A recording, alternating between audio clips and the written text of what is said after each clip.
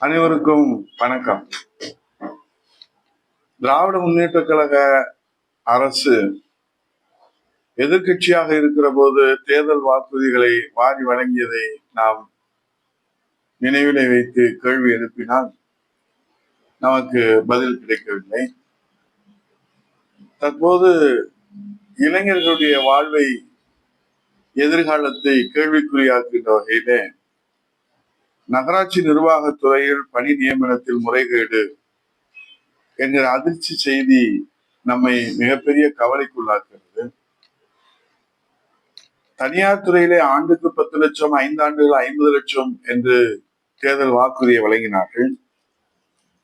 அரசு துறையிலே 3 லட்சமும் காலி பணியிடங்களும், புதியதாக 2 லட்சம் 5 லட்சம் அரசு பணியிடங்கள் இளைஞர்களுக்கு, படித்த இளைஞர்களுக்கு ஏறத்தாழ 1 கோடி பேர்கள் இன்றைக்கு பதிவு செய்து வேலைக்காக காத்திருக்கிற இந்த நாட்டினுடைய மன்னர்களாக, இந்த நாட்டுடைய எதிர்காலமாக இருக்கிற இளைஞர்களுக்கு அன்றைக்கு அவர்கள் தேர்தல் வாக்குறுதி அளித்தார்கள்.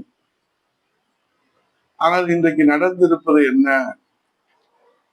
நகராட்சி நிர்வாகத்துறையிலே பணி நியமனத்திலே முறைகேடு, 150 பேரிடம் லட்சக்கணக்கிலே லஞ்சம், விசாரணையை தொடங்க டிஜிபிக்கு அமலாக்கத்துறை கடிதம்.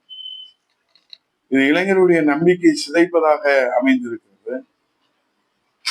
நம்பிக்கையோடு காத்திருக்கிற ஏழை எளிய பட்டம் படித்த அந்த குடும்பத்தை சேர்ந்திருக்கிற சாமானிய வீட்டு பிள்ளைகள் எல்லாம் இன்றைக்கு தங்களுடைய எதிர்காலம் என்னாகுமோ என்கிற நம்பிக்கை சிதைக்கிற செய்தியாகத்தான் பேரதிர்ச்சியை ஏற்படுத்தி இருக்கிறது. சென்னையிலே ஒரு தனியார் நிறுவனத்திலே வங்கி மோசடி வழக்கு தொடர்பாக சிபிஐ பதிவு செய்த எஃப்ஐஆர் அடிப்படையில் அமலாக்கத்துறை வழக்கு பதிவு செய்து விசாரணை நடத்தியது. அந்த சோதனையிலே வங்கி மோசடி தொடர்பான ஆவணங்களோடு வேறு சில முறைகேடுகள் தொடர்பான ஆவணங்களும் சிபிஐ அதிகாரியிடத்திலே சிக்கின. அதிலே ஒன்று, தமிழக அரசின் நகராட்சி நிர்வாகம் மற்றும் குடிநீர் வழங்கல் துறையில் கடந்த 2024, 25 மற்றும் 25, 26 2538 அரசு பணி நியமனத்தில் நடைபெற்ற ஊழல் மற்றும் முறைகேடுகள் தொடர்பானதாக சிபிஐ அதிகாரிகள் கூறுகிறார்கள். இந்த பணிகளுக்கான நியமன கடிதங்கள் தமிழக முதலமைச்சர் ஸ்டாலின் அவர்களால் கடந்த ஆகஸ்ட் 6ஆம் தேதி வழங்கப்பட்டது. அதாவது 2538 பேரில் 150 பேர் பணியின் தன்மை குறித்து தலா ரூபாய் 25 லட்சம் முதல் 35 லட்சம் வரை கொடுத்து அரசு வேலை பெற்றுள்ளது தெரிய வந்துள்ளதற்கான ஆதாரங்கள் சிக்கியிருக்கிறது. இதில் ஆதாரமிக்க, அதிகாரமிக்க, அரசியல் பின்புலம் உள்ள மிகப்பெரிய மனிதர்கள், அரசியல்வாதிகளே அவர்களுக்கு நெருக்கமான நிறுவனங்களும் ஈடுபட்டுள்ளதாக செய்திகள் கசிகின்றன.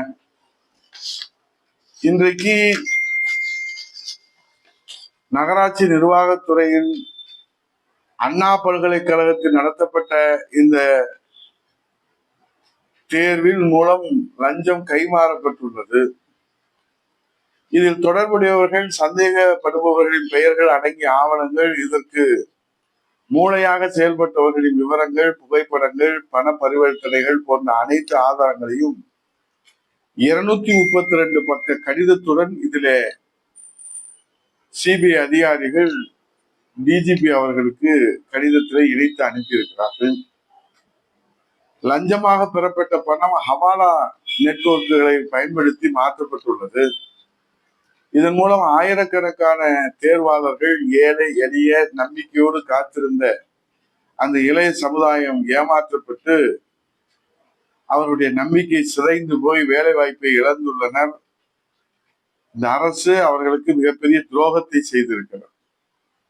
ஆகவே இந்த இளைஞருடைய நம்பிக்கை சிதைத்து இளைய சமுதாயத்திற்கு நம்பிக்கை துரோகம் செய்திருக்கிற இந்த அரசினுடைய உண்மை முகத்தை தோல்வித்து காட்டி 50 லட்சம் தனியார் வேலை வாய்ப்பும் 5 லட்சம் அரசு வேலை வாய்ப்பும் தருவோம் என்று சொல்லி ஒட்டுமொத்த இளைய சமுதாயத்திற்கும் இன்றைக்கு பட்டை நாமம் போட்டிருக்கிற இந்த மக்கள் விரோத திராவிட முன்னேற்ற கழக அரசின் உண்மை முகத்தை தோல்வித்து காட்டிட கழக புரட்சித் தலைவி அம்மா பேரவை களம் கண்டு இன்றைக்கு நாம் 37 வாரங்களை கடந்து நாம் இன்றைக்கு ஒவ்வொரு கிராமங்களுக்கும் இந்த அவல ஆட்சியினுடைய வேதனைகளை, துன்பங்களை, துயரங்களை, மக்கள் விரோத போக்கினை நாம் எடுத்து சென்றிட சூளுரை ஏற்று உடனே களத்திற்கு செல்வோம். புரட்சி தமிழ் ஐயா எடப்பாடியாருடைய தலைமையிலே வெற்றி வாகை சூடுவோம். மக்களாட்சியை மீண்டும் மலரச் செய்வோம். மன்னராட்சிக்கு முடிவுரை எழுதுவோம். நன்றி, வணக்கம். செய்திகளை உடனுக்குடன் தெரிந்து கொள்ள கீழ்கண்ட கேபிள் மற்றும் டிடிஹெச் நெட்வொர்க்குகளில் எம்நாடு செய்தி தொலைக்காட்சியை காணுங்கள். பாதகம் செய்பவரை கண்டால் நாம் பயம் கொள்ளலாகாது பாப்பா.